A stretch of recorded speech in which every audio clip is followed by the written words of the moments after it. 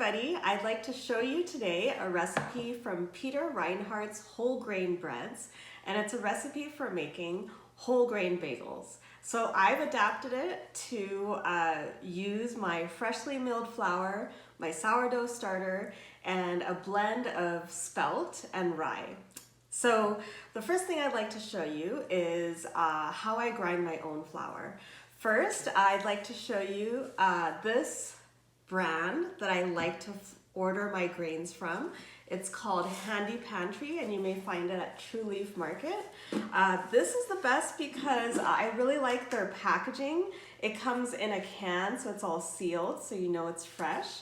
And these are the rye grains, for example. So I'm not able to find rye grains in the store, which is why I order them online. So this is rye here, and then I have used spelt. So spelt is an ancient grain. It's a nutrient-dense form of wheat. So this is my stone flour mill. I use it all the time. I think for something that you eat every day, why not invest in something that gives you the best product possible? So this is a very easy to use electric stone mill that I bought online. And this is where the grains go. And I'm gonna show you how it works. After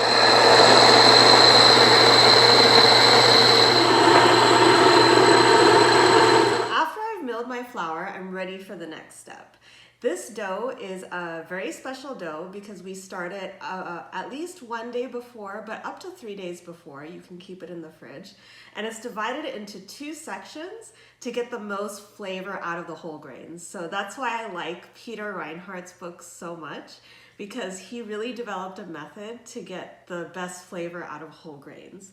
So this dough, which I mixed yesterday, is called the soaker, and it's simply 16 ounces of rye, 1 teaspoon of salt, 10 ounces of water, and 4 tablespoons of this barley malt syrup. So I'll explain why we use this in a minute. But first, the importance of keeping this dough the night before. Now this part does not have any yeast in it. It's doing what we call autolysis. And that means that there's enzymatic activity going on. It's changing the structure of the dough, making it more elastic, and you don't necessarily have to knead as much after that. So yes, it requires some advanced planning, but the advantage is you don't have to knead it that much, right? It does the work for you. This is what I started the night before, or you can start it 2 days before. And the reason we use our barley malt syrup, it looks like a specialty item, but it's actually not that hard to find. I found it at Mother's Market. And this one is basically the water extracted after they sprout barley. So it's low glycemic, but the reason we use it is it gives bagels that characteristic malt flavor. So this is the secret ingredient in bagels. If you don't have barley malt, you can use honey, but you know, I chose to be traditional and try this. So I've made the soaker, and I'm gonna cover it with a damp towel. I try not to use plastic. And you're gonna keep it in the fridge for up to 3 days, okay?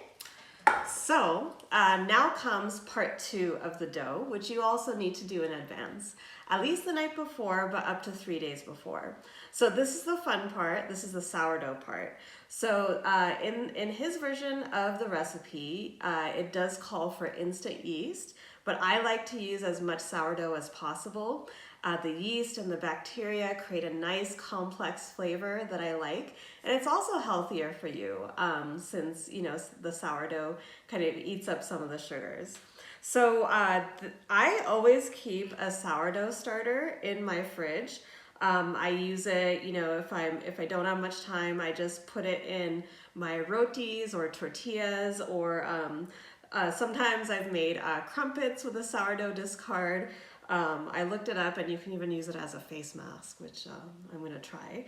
But anyway, this is the sourdough starter I've kept in the fridge, all right? As you see, it's not that active, okay? So it's a little dormant, right? But it still has some activity. this is the fresh sourdough starter. So like 2 days before I make my sourdough, I get my starter out of the fridge and I start feeding it. Okay, so this is a well-fed starter, and as you see, hopefully you're able to see it. It's really bubbly. It's really nice and active, right? So that's why you want to start feeding it earlier. So what I do is I just when I feed it, I don't want to make a ton of it, so I discard some of it into this other bucket or bowl, and then I feed it and I keep it out. Okay, so this is called my seed culture, and I'm now gonna make my mother starter. 10.5 ounces of flour and 8 ounces of water. As you see, I've made kind of a well in there. It just kind of makes it easier to mix. And then I'm gonna add this 3.5 ounces of this well-fed seed culture, right? Mix it, and then eventually I'm gonna start kneading by hand, right? And then one trick, especially when you're working with rye, it tends to glue to your hands, right? So I always keep a water by me, so I just keep dipping my hands and kneading it. That way my hands, they become less of a sticky mess. So the back of my hand, I'm just wetting it and then just kneading it like this. I'm just gonna leave it be for about 5 minutes, knead it for 1 more minute, and then put it in the fridge, and then wait till the next day. Now it's the next morning, and I am mixing my final dough. So I have my mother starter here. So here I have my second dough, my soaker, and I'm gonna mix it together. And I'm going to just make little balls here so it's nicely mixed by the end. I'm adding to this final dough 7 grams of yeast, and I'm gonna just activate the yeast by mixing it with some warm water. So this is what the final dough looks like with the mother starter, the soaker. I have 7 grams of yeast in there. I have 4 ounces of additional flour and 1 teaspoon of salt. And I'm gonna knead it all together, and the dough should be stiff.